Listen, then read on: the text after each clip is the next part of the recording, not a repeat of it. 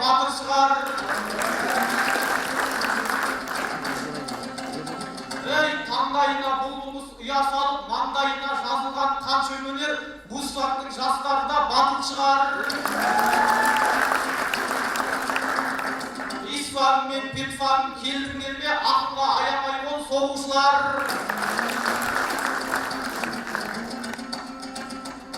Экономфат, Гияфат барсыңдарға, өрендерін өнерге жақын шығар. Ассалаумағалейкум алтын бегім, шапқанда сахнаның шағын шығар. Ей, бұйырса айтыстан соң азаматтан абыроймен жеңілдеп атың шығар.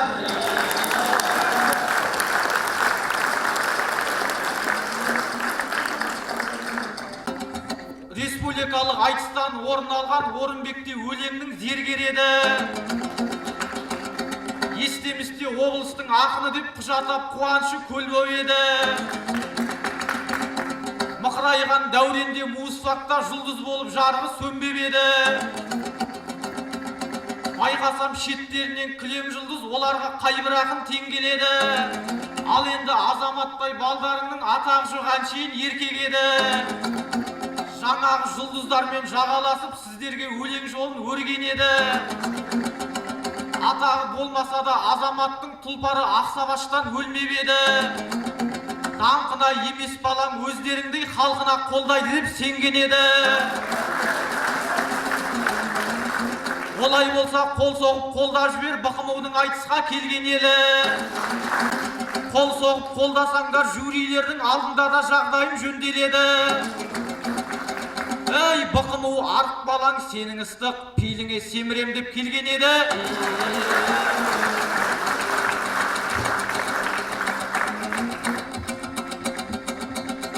Ей, бұл Алтынбек басында жаман болған, әсіресе қыздарға завал болған. Шап! Жас қызды көре қалса басы кетіп, аңқайып ауыз ашылып қалар болған. Тілімен алда барма боларудың қайткенде де көңілін табар болған. Көз салып, анағанда, мынағанда сөз салып көрінгенге барар болған. Ей, барғанда да биеге артылатын айыр құсап пейілі арам болған. Дәуірде рекорд жасап қыздарменен жүруден ең бірінші адам болған. Барар болған. Біздің қыз Алтынбекті бүйтіп ұстап, керек болса шынында қағар болған.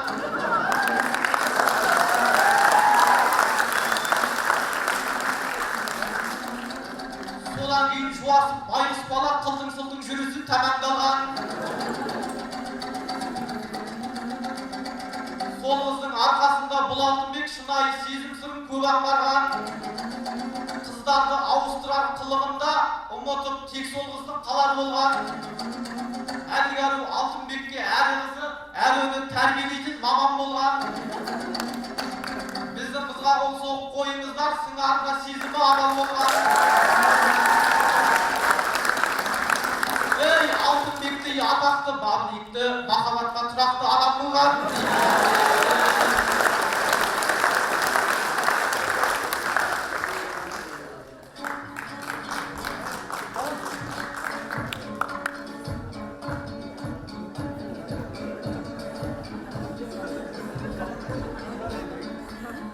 Деп жүрсем менің досым, жанға қадірлі ол.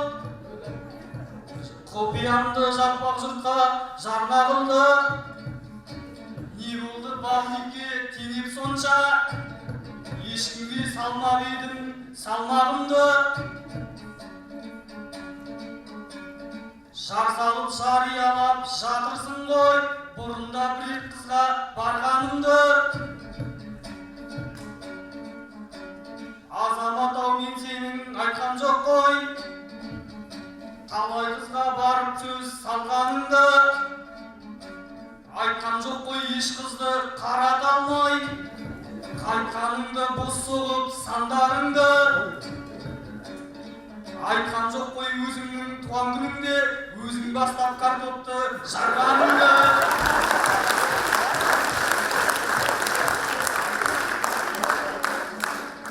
Айтқан жоқ қой, күн сайын жалқаулықпен сабақтан күн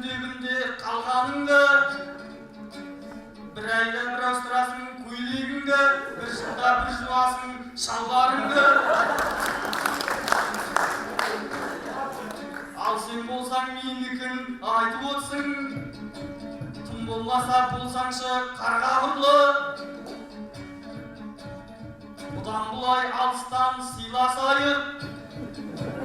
Ішіңе бүгер болсаң бармағыңды. Біздің үйге қарата тақай бермей, өз үйіңе қарай сал өгей шарбағыңды.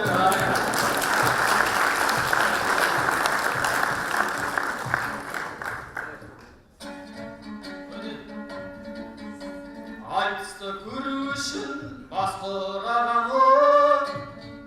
Ассалаумағалейкум жақсы жаран. Сіздерге дұғай сәлем алып келдім. Көршілес жатқан мынау Москвадан. Ойнап айтқан дәуірден шығып тұрмын. Әріліс құмар қараш достық алаң. Айтысқа алғаш рет шығып тұрмын. Ал достар алақанды соқшымаған.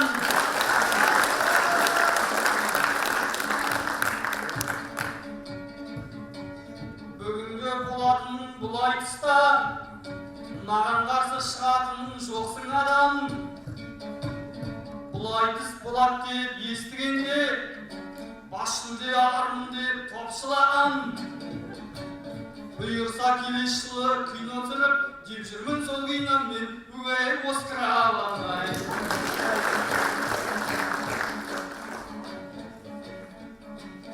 Азамат ішің қайыс, сыртың қайыс ол. Бұл айтыста правильно пырпылдайыш. Май тигізбей күнге көрсетпей сақтап қойған секілді болып отсың жылтыр қайыс. Менімен квартирде тұрасыңдар, сен Альберт Меңдібек бар, тыртынбайыш. Үшеуі күнде тегін концерт қояд. Үшеуі сияқты мейірман тоқсын уәйс. Ассалаумағалейкум сәлем бердім Иванов азаматқа өгей Мырқынбайыш.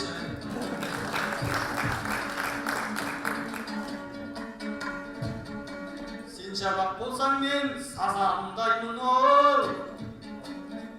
Сен тамақ болсаң мен қазандаймын. Жаныңа қарсылас болып келіп қалдым. Тосыннан саған келген ажалдаймын. Неменеңе бауырым шіренесің. Немересі секілді Назарбайдың. Базардан келе жатып тауып алған баласы емеспісің өгей Базарбай.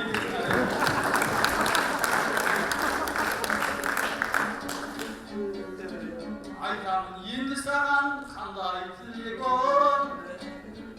Ойламайындағыңды жанбайды деп. Түн болса үкідей ұйықтамайсың. Қайтасың сосын ұйқың қанбайды деп. Тамақты пісіруге де опытың жоқ. Отырасың нанға жағып сармайды жеп. Сірескен сіңіріңде түйрет жоқ. Жүйріктер сендей жарау болмайды мет. Ақын емес деп сабаққа баратындар. Базарбай өз-өзін алдайды кеп. Төртінші көріс сүреңсіз көңілсіз деп. Бұл балаң сабаққа көп бармай жүрет. Алдарында ақтарылып толғанам ба, қырандай қияға бір қонданам да. Ағайын бұл балаң негізінде ұқсайды жақсыға да оңбағанда. Бүгінде көрмес едің азаматты, бұқымға бұл айтыс өгей болмағанда.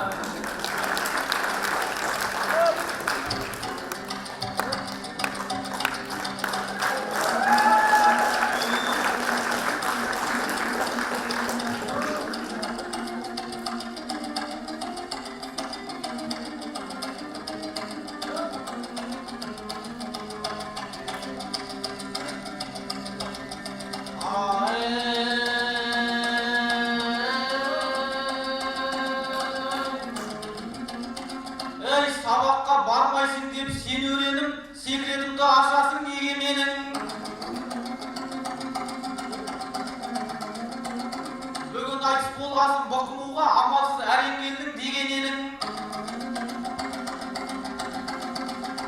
Айтысқа дейін болған екі парға қатысып төзе білген мен ер едім. Ал енді бұдан шығар қорытынды сөзімде әрмен қарай өрер едім. 313 күнде айтыс жазам тұрса, сабаққа қалмай күнде келер едім.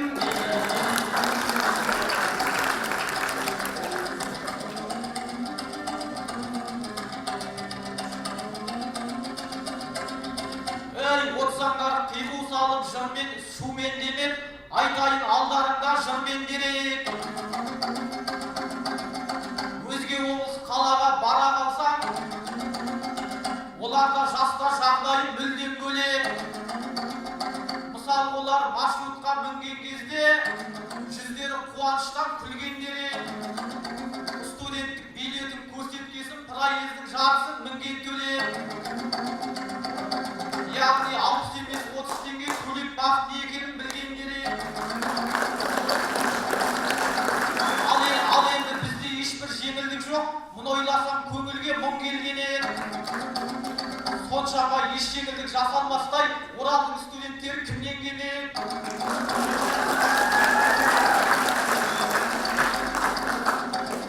Сондықтан да Оралда біздер жайлы көп ойлап жастар халі гүлдеу керек. Автобусқа мінген кезде жол жүру билеттің тек жарты ақшасын төлесін деген заңды тіркеу керек. Сол кезде студентте проездге көптеген құртпай халі ілгерілері. Жарты бағаға түссе билет құны жарты құрсақ жастарға үлкен көмек.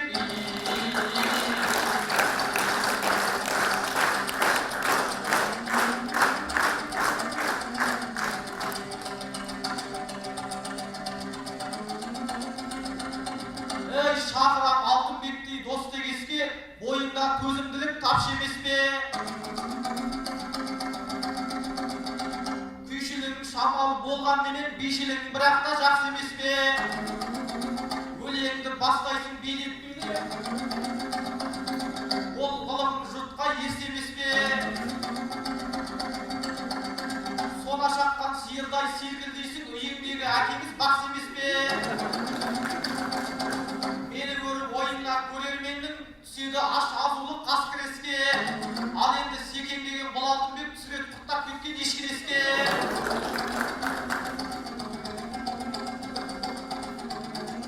Алтынбек сөз айтпайтан мейл адамға жүдеп кетіпсің деп мені қинағанда. Өзіңде арысың ғой, нанбасамыз айнаға қарап көші үйге барда. Билеп аласың ғой, айтыс емес келгенде бейне балға. Биіңменен бауырым жарасады, қатыссаңыз ендеске киноларға. Тағы да сыйластықпен кезек күніп, суық қабақ татпа сыйлағанға. Ал енді өлеңді жалған жібер, жаңағыдай бір-екі билеп алға.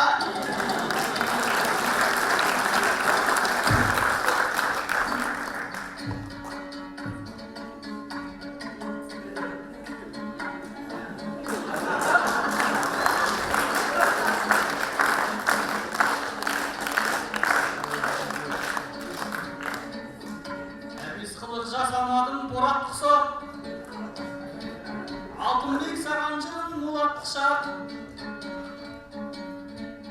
Билегенде сөз қылып айтып отырсын, әр шөпті бір шабатын орақ құсап.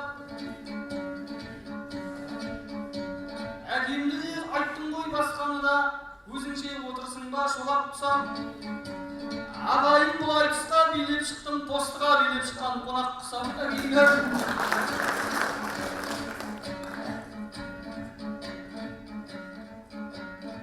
Жастарым көп қаңғымай, жақемді жату.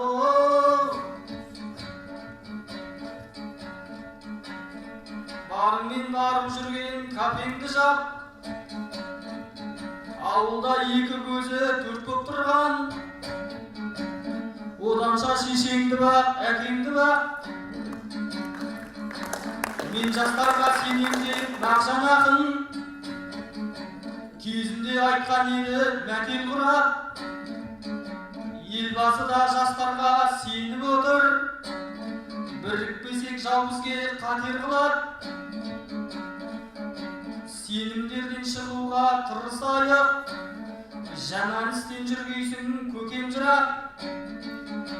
Сенімдерден шықпасақ ренжиді ғой, біздерге мәкеңменен өгәйел мәкең бар.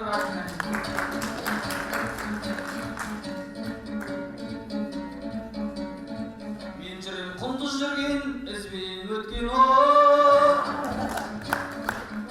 айналшықтап кеп жүрмін сізге көптен. Бұғымудың бір қызымен жүріп жатырмын. Бұйырса үйленем деп күзге жетсем, сен байғыз торымыз болып әлі жүрсің. Жігіттерді қызықтап қызбен өткен, еш қызбен жүріп көрмеген мына саған бақытты тілейміз ғой бізден өткен. Қыз тапсам табанда үйленем деп, 4 этаждан 4 жыл қыз іздемеп пең. Бауырым мұңаймашы бір жас қызға, бұйырса үйленерсің, өгәйел 100-ге жетсің.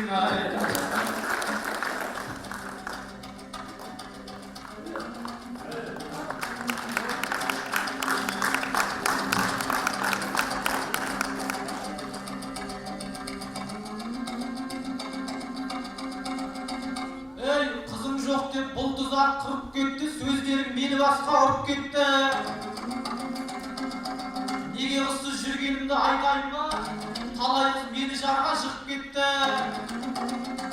Бірінші курс кезінде Маңғыстаулық бір қызға барып едім, бұрып кетті. Ол маған келіспеуі бұлай тұрсын, басқа жігітке күйеуге шығып кетті. Үшінші курс кезінде бұрымыздың бір сұлуға жүрегім жылып кетті. Құрбы арқылы сол сұлуға мен сені сүйем деген жырым жетті. Ал ол болса хатымды жыртып тастап, азаматқа айт мені ұмыт депті, себебі мені қияли жігіт депті. Содан кейін орыс қызға барып едім, шүлдірлеп бірдеңе деп қуып кетті.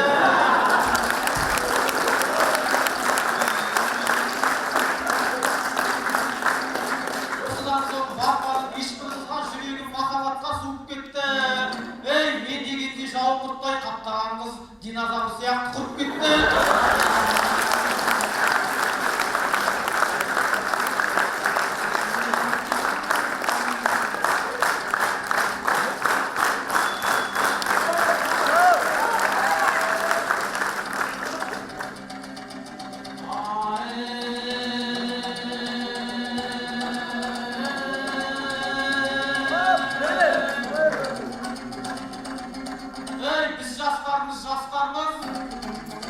Жазылмаған дастанбыз, ертеңіне елімнің үлесімізді қосқанбыз. Бірінші деп айтайын, арыстандай айбатты, жолбарыстай қайратты, құлатпайтын байрақты, ұнатпайтын жайрақты, мағжан сенген жастармыз.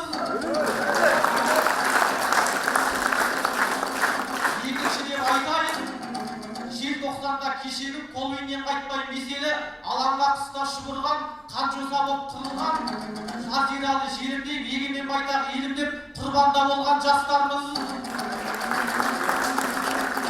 Үшінші деп айтайын, көргені тек жорты бұл, қасіретпен мазақ көп, басы кеткен қазақ деп Махамбет Исатай сырымның жолын қуамыз.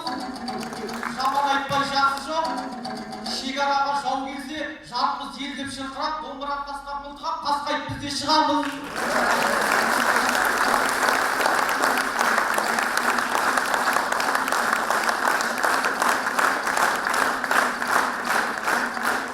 Себебі біз ағайын қазақ үшін туамыз.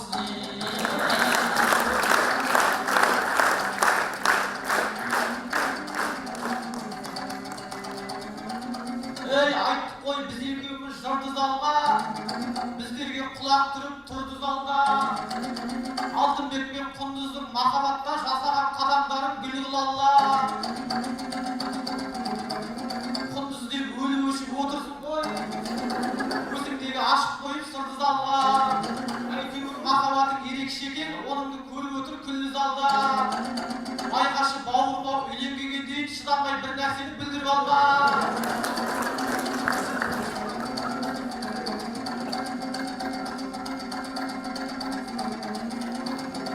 Бүйректерің бір-біріңе бұрып тұрсын, жүректерің әрқашан жылып тұрсын. Оқуды бітіргесін отау құрып, көңілдерің бір-біріңе бұрып тұрсын.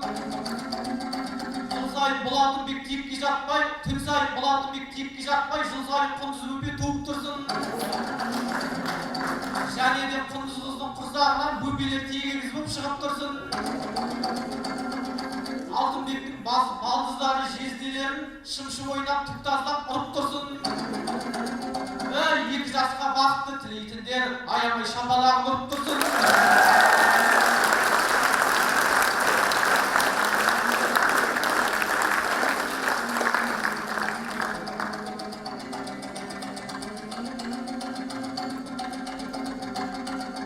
Ақ көңілдей аңқылдап, алтынбектей аңқылдап адал көршім. Осымен біздің айтыс тәмам болсын. Ағайын жақсылықта жүздесейік, бір-біріңе пейілің адал болсын. Осы айтысты жасаған 313 мүшелер неліктен жаман болсын. Төреханға бір алла риза болсын, айтқаннан қайтпайтын табан делсін.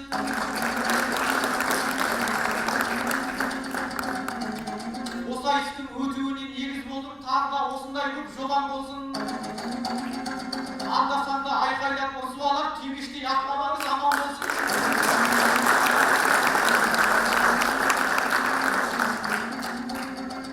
Қазылардан екінші айналымға екінші болып шыққан екі ақынның екеуіне өтсін деп хабар келсін.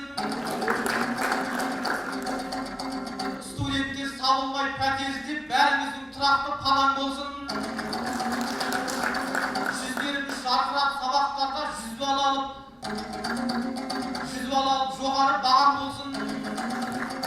Жоғарғы балғапайлар жомарт болып, төмен нашар бағаға сараң болсын.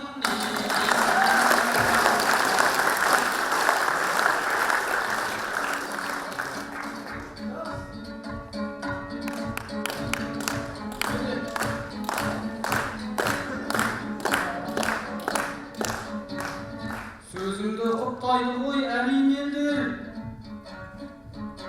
демеймін мына бізге зар елеңдер. Қызынуға күйеу бала болып отқан алтынбекті шапалақпен әкелеңдер. Азаматтай бауырымның ақ тілегі қабыл болсын дегендер, әумин деңдер әкелі.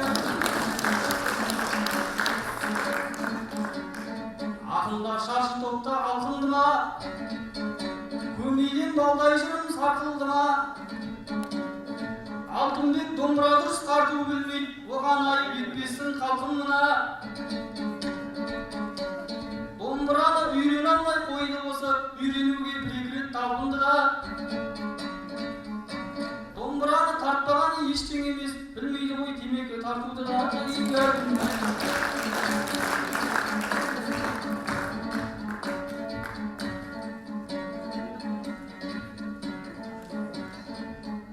Әуре болмай соты беймен, оданша кітабыңды оқып үйрен. Азамат мен жарты сағат айтсам деп төбелескендей болдым ғой жетілеймен. Айтыстың бас жүлдесі 50 мың дейді, мен үшін ақшадай бол 2 миллион. Сол ақша маған қатты керек болып тұр, берсеңдер ақша алдырмайын почтын үйден. Аяғыма жылы кетіп керек еді, жүрмін ғой лакированный топлеймен.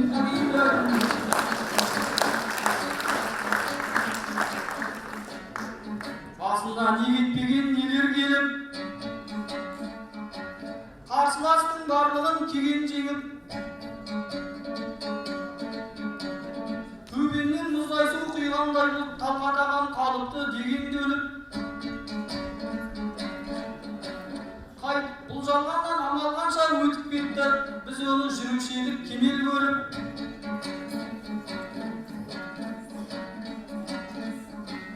Қайғырып бар қазаққа көңіл айтам, мен де бір күн кетем ғой кемем келіп. Ақындарға қалмаңыздар, батыр талғат айтамын бегелденіп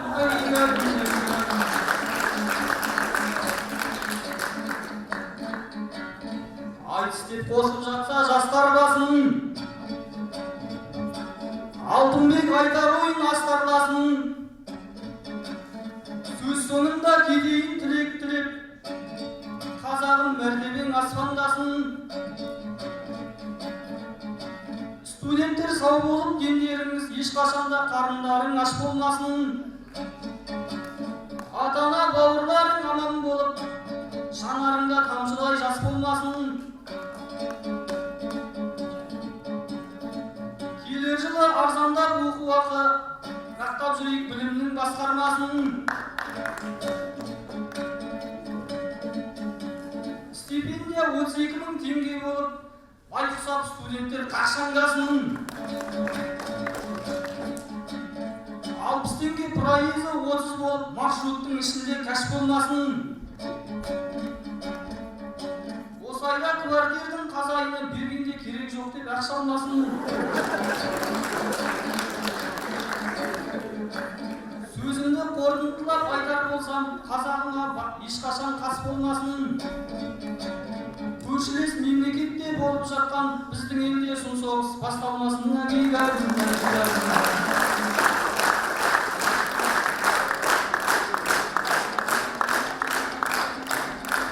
Ей, жанымда Алтынбектей бауыр болсын. Бұл бауырың жұрттан бөлек дарын болсын. Керемет тілек айттың ел алдында. Бауырым сөзің неге жауыр болсын. Мен сенің бар тілегіңе қосыламын. Өміріміз неліктен ауыр болсын. Ей, әсіресе үйдегі қазайымыз ақшалмасын дегенің қабыл болсын.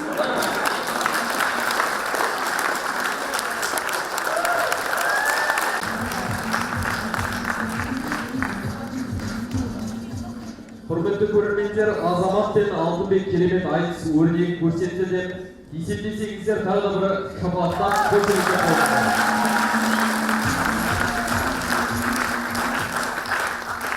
Алайда айтыскер ақындарымыздың осы жұптың бағаларын білсек, Азамат Базарбаевтың бағалары 10, барлығы да 10.